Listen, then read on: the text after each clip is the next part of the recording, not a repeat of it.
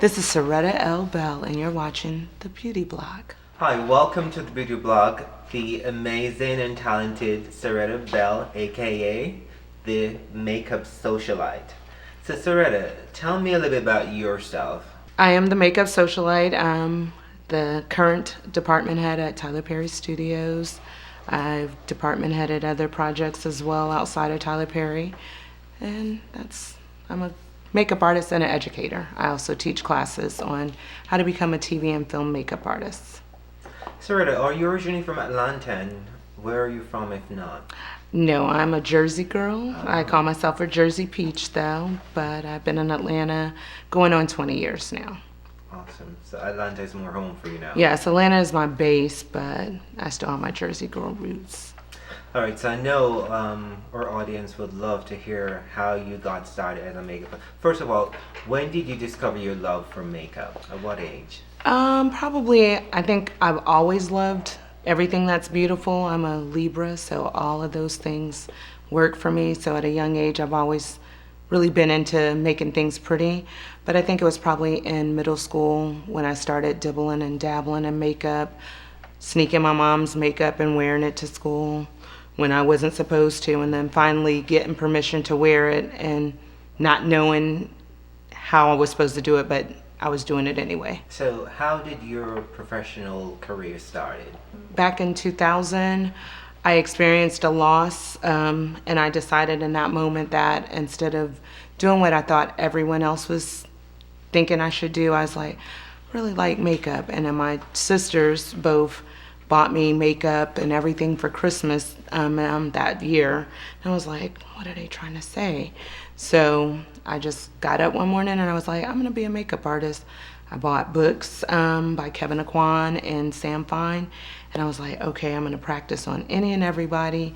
And then I went to Sephora, and the rest, as they say, is history. So I know you're currently head at Tyler Perry Studio. What are some other production you've worked on? I've worked on Bobcat Goldthwait's Misfits and Monsters. That was a year ago. I department headed that. I did a BET TV show, Donnie After Dark. I've done, I guess, like more live trumpet awards. You name it, I've done it. I've worked on Marvel movies as well, so I've had a lot of experience in the TV and film industry. I started on Teen Wolf a couple of years back on the very first season, so I've worked extensively in this industry. Excellent. So tell me, who are some of your most memorable celebs, we'll call them, you've worked with? I would say Stephanie Mills was very great to work with. Melissa Joan Hart. We got a bond that every morning we just talked about politics and daily events and being moms, and that was a good bond to have. I also loved working with, I guess, legends like John Voight, people who came where I was growing up looking at them like, oh, and I got to do the legendary Ruby Dee, so that was an honor for me, and Whoopi Goldberg has been the highlight of my career. All right, so in terms of the makeup industry, how do you feel about the industry and its growth and where it's going in today? I feel like it's growing very fast, and I think a lot of that is due to the social media aspect of it. A lot of people are more in front of a camera and people are seeing them, so makeup artists, hairstylists are becoming celebrities in their own right, where years ago it used to just be who you worked on was the celebrity. Now the makeup artists as well as becoming a celebrity, and a lot of that is to social media. So I see it growing quickly. I also feel like some of the growth is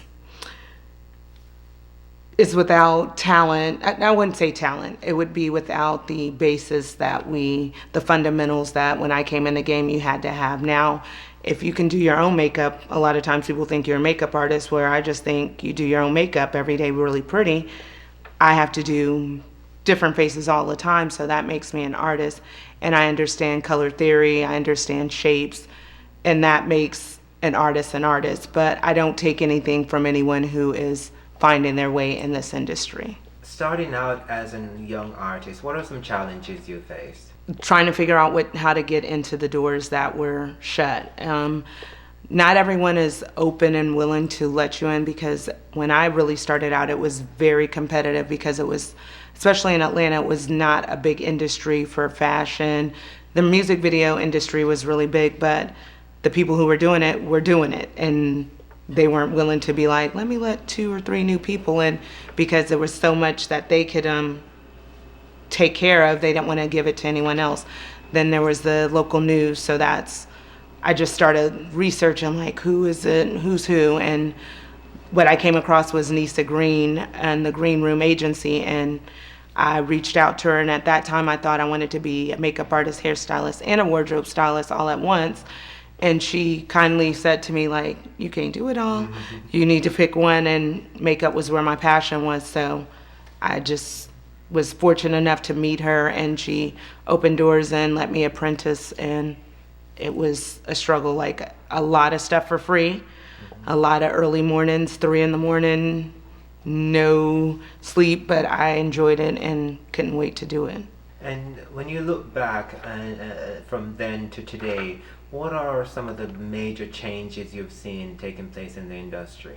Overall is more, like I said, the social media. People get jobs because they have a social media presence, and they may have never really done a lot of work, but because people have recognized their face, or they have 30,000, 40,000 followers, they will get a job. So when I was coming up, it was, you had to have a portfolio, you had to have proven with a resume, you had to have someone to vouch for you before they open the door. Now people get on social media and search hashtags and go, oh, I'm gonna give this person a try, and then they catapult them to the next level. So what would you say is your signature or go-to look? What do people come to you for? Most people like that I do a very soft, pretty makeup. I'm more about enhancing. I'm not into all my makeup on your face. It's what do you need for that moment, and what can I do to make you look your best and still look like you. So I'm known for a really soft, light touch. I think most people think, oh, she does really pretty soft makeup. They don't know me for anything other. Okay. And when you start your makeup, where do you normally start from? What was your first thing to do? Skin prep, because if your skin is not right, it doesn't matter what I do. If I put on a beautiful gold shadow, if your skin is dehydrated or it's got a lot of things that need to be exfoliated, you're not going to be able to see past that. So I start by prepping skin and making sure it's hydrated, moisturized, so that everything lays pretty and it gives a flawless appearance. Excellent. So how would you say it differs working on set and working on your private clients? On set, I'm creating a character from a script. I'm given an actual blueprint of how people are supposed to look, and I'm working in conjunction with the wardrobe, hair person, and the words that these people are going to be speaking. So that's different than when I go to a personal client who I'm creating her, what she is, that person, what she sees herself to be. So I'm working with her personality and keeping in mind her lifestyle and what things are important to her. So it's totally different. And there are a lot of makeup trends coming up now. Are there any you're crazy about, not crazy about? Now, I will say I'm crazy about lashes, getting lash extensions. And I didn't recently know that I loved it until maybe a year and a half ago. And then ever since then, it's something I constantly have to go see my lash person to get these lashes, because it changes the way everything looks in my face. So I'm like, I can do no makeup and look really much made up because I have lashes on. And I love lips. I'm all about lips. I have full lips. I never embraced them when I was young. I was always kind of like, oh, I have full lips. Now I'm like, I have full lips. I'm gonna give you all the color. I did black lips this past weekend. Loved it all. I'm like, I like this lip color thing. So lips are a big thing for me. Awesome. So what do you think are some common misconceptions young artists has coming up in the industry today? I think everyone thinks it's going to be easy and that you just walk in the door and it all happens. Now, I think there have been people who gotten lucky, but for the most part, it is very much hard work. And on set, definitely it's a hurry up and wait. It's not like, oh, I'm going to go in here and I'm going to just beat faces and it's going to be fun. We're going to party all day. doesn't happen like that. Sometimes I think people don't realize the amount of time you're putting into a project or to that particular production. So they get discouraged, or they go, oh, I thought I was just going to come in here and do my person and go home. And it's not all the time just makeup either. Like, as a department head, I manage a whole department. I'm doing budgets. I'm keeping up with people's times. I'm managing personalities with talents, personalities. So there's a lot more to it than just me painting a face every day. Okay. So when you have new makeup artists on set with you, what are some of the most common mistakes you see, or things you see them doing as new artists?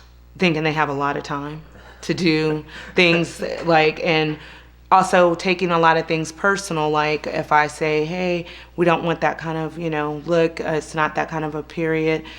People are like, oh, but I do this all the time. And I'm like, no. It's not that you're not good at what you're doing. I'm telling you what we need for this particular production. So taking it personal, or like I said, the time management, everyone is, and time is money on set. So if one person is holding you up, trying to do I just want to get this perfect, it doesn't work. I'm like, you have to figure it out and make it happen. And then you have to be able to do that for the next 3 days for that same person. So don't overdo it. Don't overthink it. So I know this may be a crazy question, but last looks. Talk about that, because I think a lot of new artists coming in don't know what that is. Last looks is what the director or the first AD calls out for everyone, not just hair and makeup and wardrobe, but also lighting, the grips, everyone to get that last look before the camera rolls. So when you hear last looks, that means we need to make sure, like, if the lips aren't right, if the lashes is coming off, if they're shiny, you need to run in and do it just like that and get out of the way so that the camera can now start speeding, and then you hear rolling. So I have last looks, which is my production, I guess you would call it, when I do my film and television classes, as well as t-shirts, hats, sweatshirts, hoodies, jackets. And it's the talent behind the scenes, because basically last looks is the talent behind the scenes. We're the ones who are making all the magic happen for the actors and the directors to get all their accolades. So tell me a little bit more about your classes and what those are like. So I teach a series of classes. One is Day Player Basics, and it's a boot camp also. And I'm trying to prepare that new makeup artist, or someone who's trying to enter the TV and film industry, who's a makeup artist but never worked in TV and film, giving them set etiquette, telling them how to fill out paperwork, how to read and understand a call sheet, how to break down the call sheet and the characters, and to understand exactly what you're going to be expected to do when you come to set. Because when I first got into the industry, there was none of that, and it was all a learning on the job, and sometimes there's not room to learn on the job, and if you don't know, that could be a detriment to you, where someone won't call you back and you won't know what it was that you did. So my goal is to prepare people to be able to walk that first day on set and not be intimidated by this new world that they're entering in, and to be prepared all the way through for their career. I know they walk out with an understanding of what to expect on set, and they also walk out with the opportunity to network with other makeup artists. And for me to be a person who, I pride myself on being that person that you can contact if you get lost, trying to help you, guide you on your way. One of the things I say in my class anytime I start teaching is, I'm here to help you. I'm not scared about you taking my job.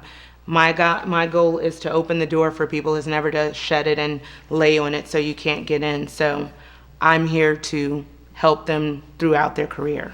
So use me, don't misuse me. When you're teaching your classes, how does, well, first of all, how does your student find you? I usually post on Instagram. I have a website, The Makeup Socialite, that will let you know what classes I have coming up, and you can register for them. And that's how you would find me. And then after that, it's usually people follow me and stay with me and take multiple classes, and then they become part of my squad. I know you said it's important to give back. Is that the reason why you started teaching? Yes, because I felt like it was my duty to make sure people didn't get blindsided in the industry. And also because I felt like there were people who helped me along the way. And if I didn't have that, then I would be lost, or I may not be on the path that I'm on. So I was thankful to the Keytrick Starks, who we are best friends somewhat. And then he helped me in the industry and kept me grounded and gave me that little bit. And then, like I said, then I've met people along the way who kept me going and gave me a little more. They would show me a new skill level. So my goal was always to give that back to other people. I feel like if that's something I have, there's no reason for me to hold it and not give it to anyone else. So I know you've worked with, or you're working with several brands. What are some brands that you have to have in your bag? Makeup Forever is one. And most artists will tell you that, like, they love Makeup Forever. I love NARS. I love Tom Ford, Kevin Aquan. I'm more of a junkie when it comes to products because I worked for Sephora for so many years. So I love all products, and I have a problem. So Pat McGrath and Fenty, like anything new comes out, I'm trying to get it. But then I always fall back to the Makeup Forever, NARS, and Bobbi Brown. So What advice would you give to a new makeup artist wanting to break in the industry? research it. Also know what you know. Be very, very sure of the job you're getting into. Know your craft. Study it. It's not just about putting makeup on someone. Understand color, understand lighting, because lighting plays a big role in what we do every day. So if you don't have those basics, everything's not going to be able to be filtered off. It's not Instagram where they go out and filter it and make everything pretty. So you need to understand all colors, all shapes of faces, so that you can be the best in the industry that you're coming into. If you were to give your 21-year-old self some advice, what would that be? I'm only 22. See, I would tell that 21-year-old Syretta, like, stay focused and don't be discouraged. This business is very much hard. People will say things to you, and I had to get a thick skin, and it took me a little while to get it. So that 21-year-old Syretta, I would say, don't take none of this personal. It is not personal, it's business, and you're still just as good as anybody else. Don't let one person say one thing and it change you or break you down. So that would be what I would say to my 21-year-old self a year ago. I guess Excellent. Any final words, encouragement for viewers? Do everything with love and beauty. That's how I live. Like, I just try to instill love to everyone and spread a little beauty. Excellent. Well, thank you, Syretta Bell, aka this makeup socialite. Thank you for joining us on Thank the you for Beauty having Block. me.